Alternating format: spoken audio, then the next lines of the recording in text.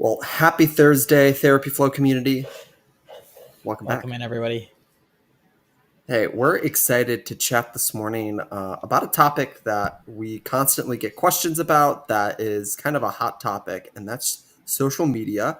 We're going to zero in a little bit on why Canva might be killing your business. And that might not be too much of an overstatement here.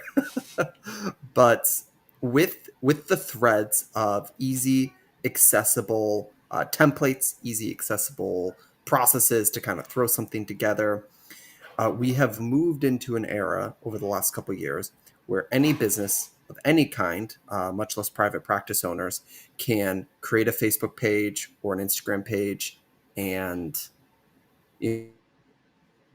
make a quick little post. Yeah, Canva is kind of interesting. It's allowing and opening up the access, but it also means that it opens up sort of the floodgates for graphic design, promotional material, and otherwise. And so what that does is it floods the marketing space with Canva-like images, right? Images that are created through Canva. There's stock photos that are readily available. There's a lot of like things that you had to have professional photographers to do before. Now you don't have to do that. And so, on one hand, it's really, really easy to access and develop promotional material. But on the other hand, it's also desensitizing the market. Okay. So your shoppers are used to content that looks and feels like Canva material. Not saying that Canva material is bad. Yeah. It's just the messaging behind it and the intent behind it probably could be leveraged a little bit different. Yeah.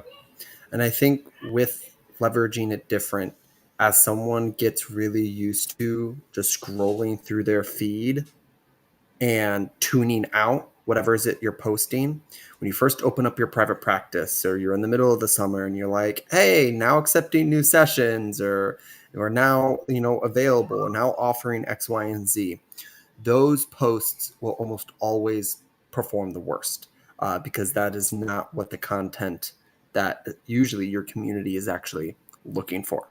Which kind of begs the question, well, what should we be posting either instead or more often than the promotional content? And maybe that's the last piece, is it's not that you shouldn't ever post promotional content. It's that you can't just post promotional content, or your promotional content has to be massively out balanced by other content. Yeah. And so I think I might start with, if your content needs to buy someone's attention, what are you going to buy it with? And so people want to sell their attention to things that are entertaining, educational, and high value to them, right? That's their that's what they're feeling, what they're doing, what they're going through in the moment. That's maybe how they're using the platform. And that's also a little bit about like why they're on a platform, right? And so where content on a platform like YouTube might be different from content on a platform like LinkedIn, your your prospective clients, they'll sell their attention to you if you have something educational, informational, entertaining, or high value, right? Pay attention to the content that you consume. What kind of content is it? Is it promotional content, or are you consuming content on people, content on the relationships that you're developing with the content producer? Are you selling your attention to someone who's delivering something of high value, of something, for someone who doesn't get to the point when they're talking on their socials, for someone who's maybe quicker or slower or putting in a lot of effort into their content creation? What is it that you're selling your attention for? Because that might actually cue you in on some of the elements that are required of you. It's one of those things where when you create curiosity by telling stories, when you create value by sharing sort of complete loops of things, whether it's a coping mechanism or an activity that they can do, things that that person can implement or have available, or you tell stories of results that people have gotten and or methods that they have used inside the therapy room, through the lens of, it's not just, hey, I want to offer EMDR, now accepting EMDR clients. Make people curious about the EMDR and tell stories about the impact of EMDR, and that will curate a process, a community, and buy the engagement that Attilio is talking about that you're looking for. I'll give you guys a simple framework because it's starting to become one of the most popular frameworks for content creation, and that is the hook, retain, reward framework. And so you hook someone in by making a sensational headline. So the sensational headline on this, Josh, I don't know what you wrote, but it probably had something about like Canva's destroying your business, right? That was our newsletter this morning that went out, for those of you who are part of our newsletter. And so Canva's destroying your business. There's a certain hook to that. There's a certain grab. I think of that like the person's on stage and they're getting hooked by that big old thing on the comedy stages from old school, old timey people that are getting you off stage, right? So you're hooking people in. You're grabbing their attention with something sensational or something emotionally evocative. Look up high EMV, emotional marketing value words. Those are going to help you find elements to create a really solid hook.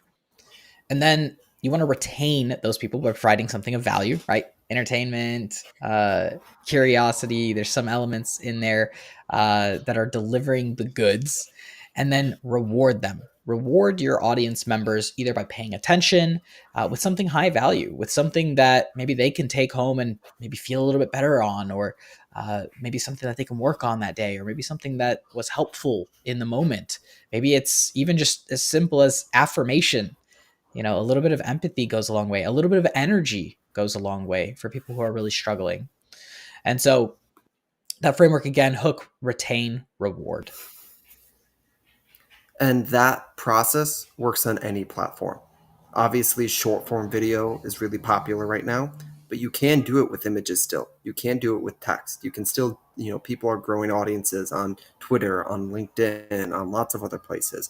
So I just want to encourage you to find a format that works for you, that you can successfully deliver value on, and don't let pulling up a quick little Canva template that looks pretty, that you can slap, hey, now doing this new thing on it, be the only resource you go to or the only thing that you post on social media. Have better stories, better points of curiosity, and deliver in a format that you can actually deliver on. Because not everyone wants to be on video, not everyone wants to write a bunch of content. But if you're going to do social media right, if you're going to produce content, this is where it goes. And as kind of a sneaky little cut in, this applies to any place that you produce content, your website, your social media ads, your Google ads, your conversations in your sales scripts. This philosophy of, are we providing value, telling stories, and making people curious about the services and the value we provide, versus are we just telling them that we do this thing and how much it costs? And the better you get at showcasing your value and communicating the life-changing experiences that people have inside of your practice, the more you're going to be able to charge, the more clients that are going to refer to you, and the people are going to stick around and like your brand better. Yeah, I love that. I don't know if I have too much else to add here, Josh. Guys, go out there and get it. Get that attention. Short and sweet. Get the attention, provide value. Don't let Canva let you provide only cheap